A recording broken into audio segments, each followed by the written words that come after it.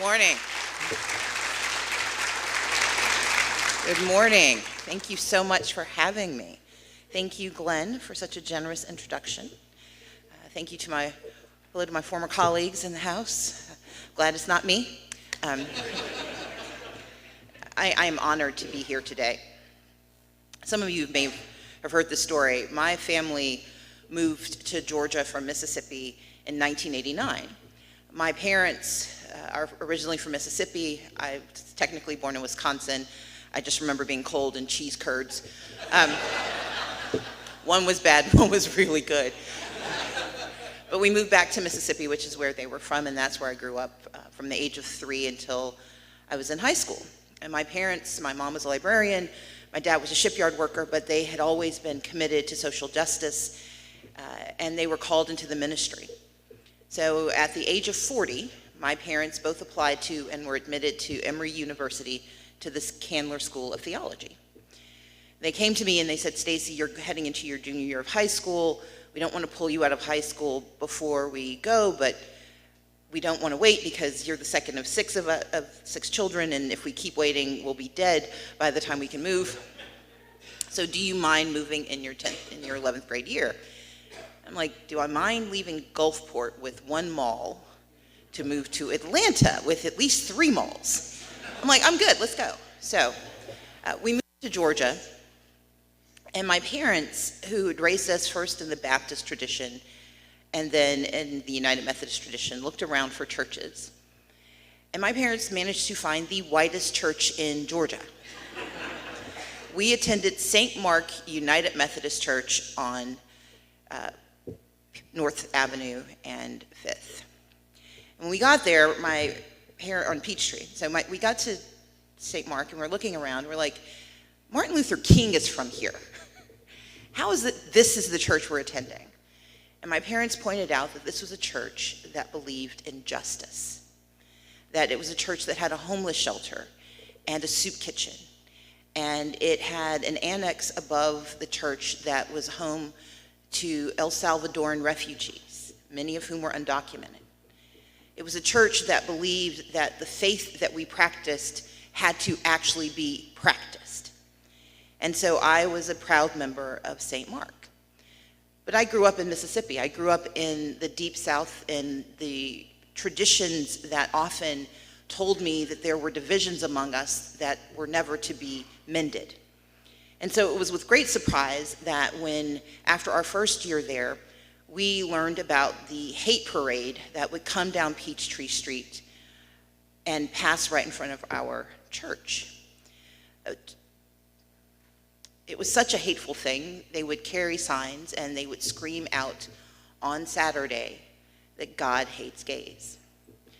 My parents, who were the only black adults in the church, had a meeting with the rest of the church, and they decided that the next time that happened, we were going to do something about it.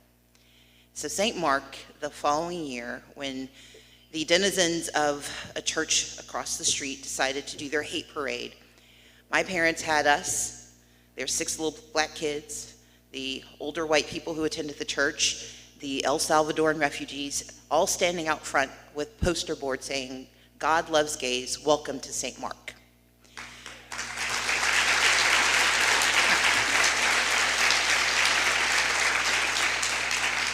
I tell that story because it should be a story of a past that we should not have to acknowledge. It should be a done deal. It should be that 30 years on, that story has no resonance because we are better people. And yet, we stand in a moment when the highest powers in the land have targeted once again an oppressed community to say, your oppression didn't last long enough, what else can we do? But I am here as a straight black woman because I was raised to believe, as Audre Lorde said, oppression has no hierarchy. And if any of us are under the thumb, if any of us are under duress, if any of us are under attack, then we are all called into action, because anyone who faces harm, who faces having their humanity denied, deserves to have their humanity celebrated, protected, and defended by those who think they are impervious to harm. We are responsible for each other.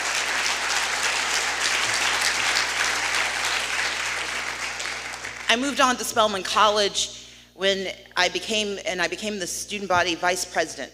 And one of my first acts as student body vice president was to sign into authorization, because we had lots of powers as student body vice presidents. We got to authorize student clubs. And for years at Spelman College, a women's college, a black women's college, it had been against the rules of the school for the lesbian communities to organize. My predecessor in that role had said that God told her to stop it. I'm like, I don't know which Bible you're reading, but mine's missing those pages. And so one of my first acts as student body vice president was to authorize the first lesbian bisexual organization on Spelman's campus.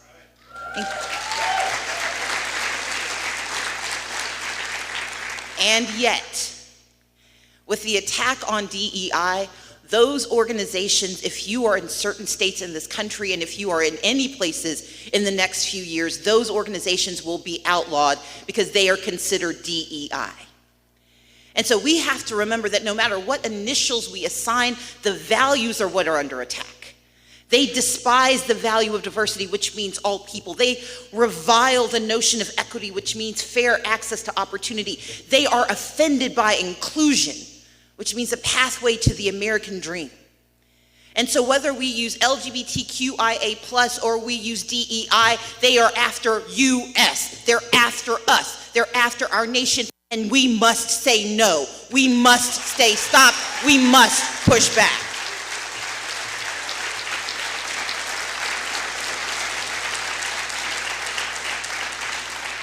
I am here because I stand before those who have spent their lives often in hiding, but also proudly celebrating who they are, sometimes at the exact same time. Our responsibility is not to allow them to divide us by our oppression, but to unite us in our humanity. And if we are watching any community face oppression, face degradation, face attack, face mass deportation, then our voices must be louder, not because we are afraid, but because we know fear is unfair and we will not succumb. That is our responsibility. That is our obligation.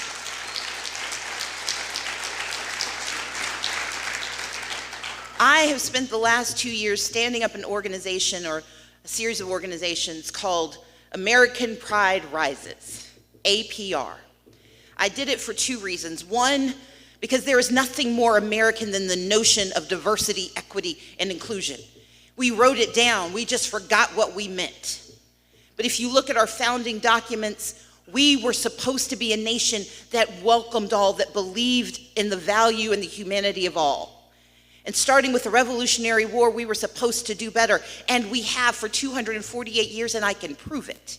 Because you wouldn't be watching so many lawsuits and so much work being done if what we had done had not already worked.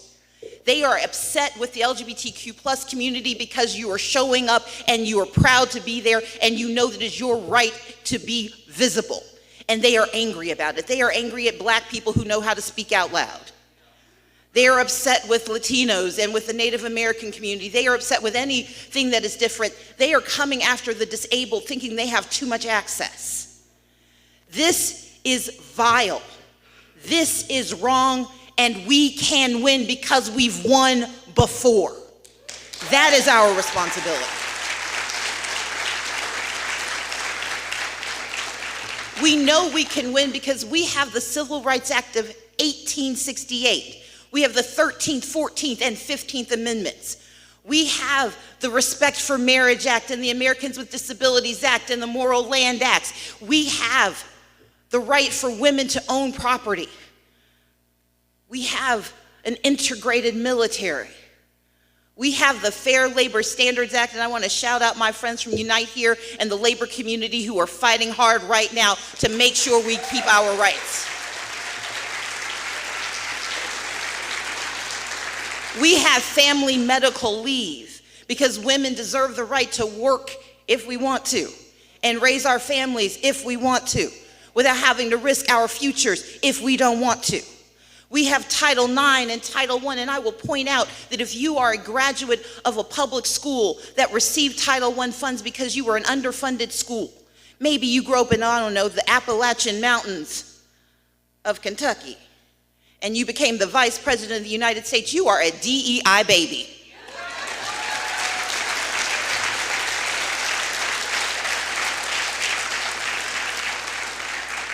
If you live in this nation and you have ever faced a law that told you you were not enough, and those laws were vitiated by new laws and new regulations and new responsibilities, then you are a product of DEI. If you are a white woman, you are a product of DEI. If you are a person of color, you are a product of DEI. If you are a member of the Pride community, you are a product of DEI. If you are an American who has benefited from being an American, then you are a product of DEI. And instead of pointing out who shouldn't be here, we should be demanding that everyone here be treated with the humanity and the respect of our presence in this country, because America is ours and we will not let them take it away from us. That is our job.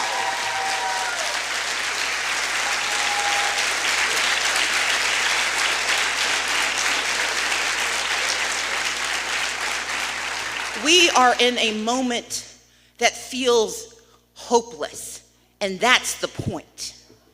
They are using chaos not as a weapon, but as a conditioning tool. They want us to forget that we've been here before, that Harvey Milk understood what it meant to be told you were insufficient. We know that the transgender community has been under assault, under attack, and in fear for generations. But we have never once said that's okay, because our oppressions should not be separated by the convenience of fighting back. We are in a moment where the only answer is for us to be louder, to be more aggressive, to refuse to go back. They are mad because we are winning, and they want to convince us that we are wrong. I grew up in a family that by all notions should have been hyper-conservative, that should have told me that everything different from me was wrong. But I was raised by parents who told me that no matter how little you have, there is someone with less. Your job is to serve that person.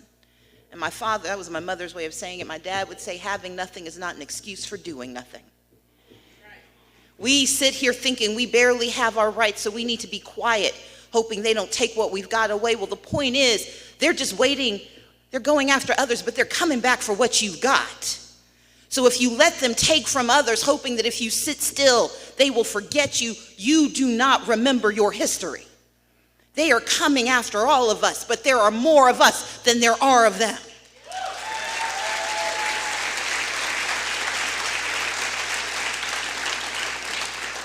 But we can't put aside our fear if we hold it as a truth. You see, I know fear.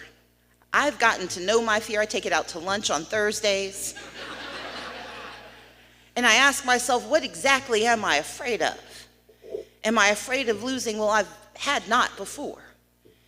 Am I afraid of embarrassment? Well, I've been embarrassed before. Am I afraid that it's going to hurt? Well, I've been hurt before. Whatever my fear is, whatever fear I've confronted before, I have survived it. And I can survive it again, but what I cannot survive is living with myself knowing I have not done enough for others because I was afraid that doing might make people pay attention to me.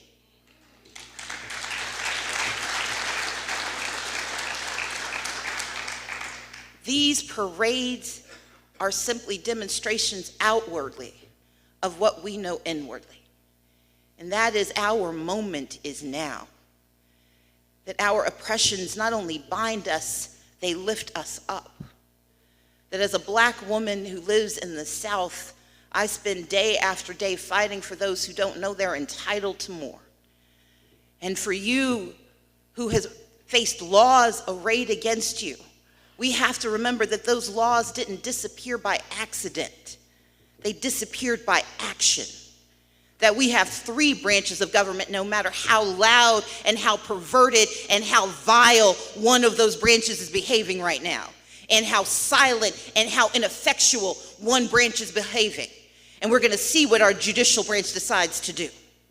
But no matter what they decide, we must make the decision in this moment, in this space, that we will not let our American pride, our U.S. pride, be quashed by those who do not understand that we are all Americans and they don't have the right to take that from us. American pride rises when we do our work.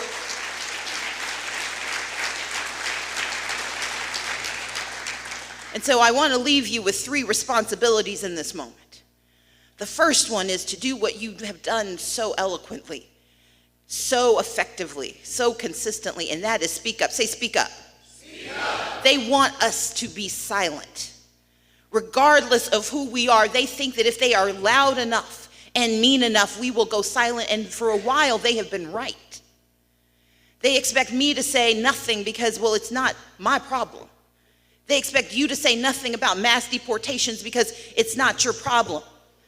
They expect immigrants to say nothing because poverty is not their problem. They expect us to bifurcate and trifurcate, to divide ourselves so much that they can come and pick us off one by one. But we can respond by speaking up. Say, speak up. Speak up. We have to tell our stories, and we have to call out those who have done us wrong. And if you live in Minnesota, you've got to do a GoFundMe to replace the money that said that you are not enough anymore.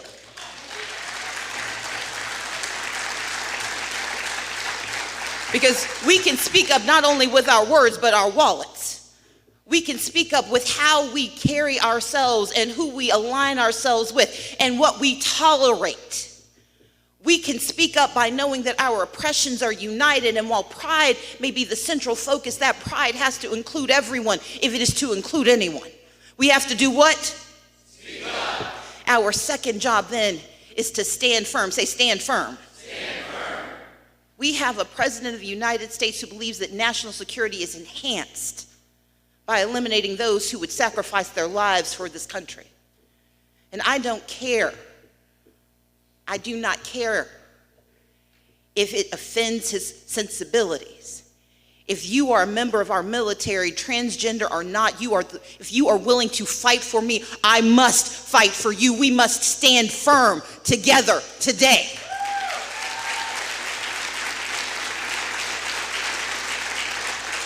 If you are a child who has navigated high school, one of the most treacherous moments in human history, and you have come out as your true self, to be told that you cannot compete in a sport with your colleagues because it offends their sensibilities, we must stand firm and defend our children from the vile behavior that is coming from adults who definitely know better. We must stand firm. Say, stand firm. We must stand firm against those who would tell us that we've gotten enough and it's time to be quiet. Because when they say DEI, they mean us, and we can stand firm together by saying we will not go back and we will not let any community be demonized to let some other community be weaponized. We are going to do what? When we are told that our parades are offensive, that our protests are annoying, that our voices are too loud, we are going to be louder, we're going to march harder, we're going to do more, because we are going to do what? That is our responsibility in this moment. It is going to be hard because they are going to start to pass laws and repeal laws. Don't think it's not coming. It's why they have done their best to take over state legislatures. It is why I'm so proud of Sam Park and Matthew Wilson. It is why we have in the state of Georgia a sufficient population to have an LGBTQ plus caucus in the state of Georgia, because we stand firm.